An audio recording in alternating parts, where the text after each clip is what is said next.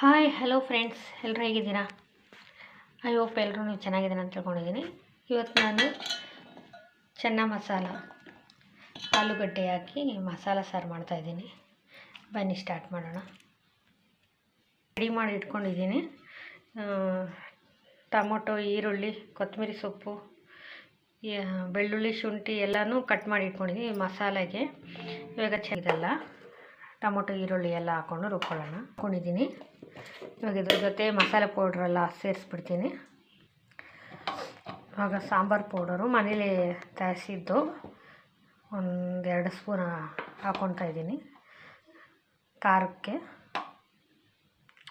ಹಾಗೆ ಗರಂ ಮಸಾಲ ಪೌಡರು ಸ್ವಲ್ಪ ಒಂದು ಅರ್ಧ ಸ್ಪೂನ್ ಹಾಕ್ಕೊತಾ ಇದ್ದೀನಿ. ಇವಾಗ ಇದು ರುಬ್ಕೊಂಬಿಡೋಣ. ನೋಡಿ, ನೀರು ಹಾಕದೆ ಸ್ವಲ್ಪ ಈ ಥರ ರುಬ್ಕೊಂಡಾದ್ಮೇಲೆ ಸ್ವಲ್ಪ ನೀರು ಹಾಕ್ಕೊಳ್ಳೋಣ. ಸ್ವಲ್ಪ ನೀರು ಹಾಕ್ಕೊಂಡು ರುಬ್ಬೋಣ. ಆವಾಗ ನುಣ್ಣಗೆ ರುಬ್ಬೋಕ್ಕಾಗುತ್ತೆ. ರುಬ್ಬಿ ಆಗಿದೆ ನೋಡಿ, ನುಣ್ಣಗಾಗಿದೆ, ಸಾಕು. ಇಷ್ಟ ಆಗಿದ್ರೆ ಇವಾಗ ಸಾಂಬಾರು ಮಾಡೋಣ. ಈಗ ಸ್ಟವ್ ಆನ್ ಮಾಡಿ ಕುಕ್ಕರ್ ಇಟ್ಟಿದ್ದೀನಿ. ಇದರಲ್ಲಿ ಎಣ್ಣೆ 1-2 ಸ್ಪೂನ್ ಹಾಕ್ಕೊಳ್ಳೋಣ.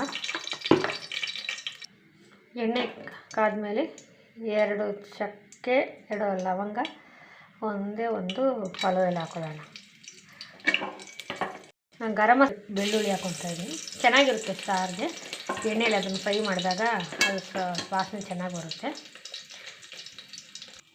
ಇವಾಗ ಚೆನ್ನಾಗಿ ತೊಳೆದಿರೋ ಅಂಥ ಚೆನ್ನ ಮತ್ತು ಆಲೂಗಡ್ಡೆಯನ್ನು ಸೇರಿಸ್ಕೊಂಬಿಡೋಣ. ಕುಕ್ಕರಲ್ಲಿ ಹಾಕ್ಬಿಟ್ಟು ಸ್ವಲ್ಪ ಫ್ರೈ ಮಾಡೋಣ.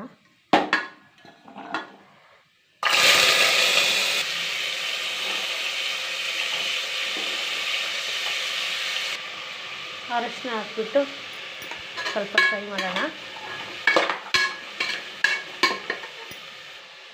ಮಸಾಲ ಸೇರಿಸ್ಬಿಡೋಣ. ಆವಾಗಲೇ ನಾವು ಮಸಾಲನ ಹುರ್ಕೊಂಡಿಲ್ಲ, ಟೊಮೊಟೊ ಈರುಳ್ಳಿನೆಲ್ಲ, ಅದರಿಂದ ಇವಾಗ ಇದರಲ್ಲಿ ಹಾಕ್ಬಿಟ್ಟು ಎಣ್ಣೆಯಲ್ಲೇ ಫ್ರೈ ಮಾಡೋಣ. 2-3 ನಿಮಿಷ ಚೆನ್ನಾಗಿ ಹಾಗೆ ಎಣ್ಣೆಯಲ್ಲೇ ಚೆನ್ನಾಗಿ ಮಸಾಲಾನ ಫ್ರೈ ಮಾಡೋಣ. ಆಗ ಹಸಿ ವಾಸನೆ ಎಲ್ಲ ಹೋಗ್ಬಿಡುತ್ತೆ. ನೋಡಿ, ಇವಾಗ ಫ್ರೈ ಆಗಿದೆ, ಹಸಿ ವಾಸನೆ ಎಲ್ಲ ಹೋಗ್ಬಿಟ್ಟಿದೆ. ಈ ಸ್ಟೇಜಲ್ಲಿ ಸ್ವಲ್ಪ ನೀರು ಹಾಕ್ಕೊಂಡು ಸಾಲ್ಟ್ ಹಾಕ್ಬಿಟ್ಟು ಕುಕ್ಕರ್ ಮುಚ್ಚಿ 3 ವಿಸಿಲ್ ಬೇಯಿಸ್ಬಿಡೋಣ. ವಿಡಿಯೋ ಇಷ್ಟ ಆಗಿದ್ರೆ ಒಂದು ಲೈಕ್ ಕೊಟ್ಬಿಡಿ ಮತ್ತು ಶೇರ್ ಮಾಡಿ. ನನ್ನ ಚಾನಲ್ನ ಇನ್ನೂ ಸಬ್ಸ್ಕ್ರೈಬ್ ಮಾಡ್ಕೊಂಡು ಅಂದರೆ ಪ್ಲೀಸ್ ಸಬ್ಸ್ಕ್ರೈಬ್ ಮಾಡ್ಕೊಂಬಿಡಿ.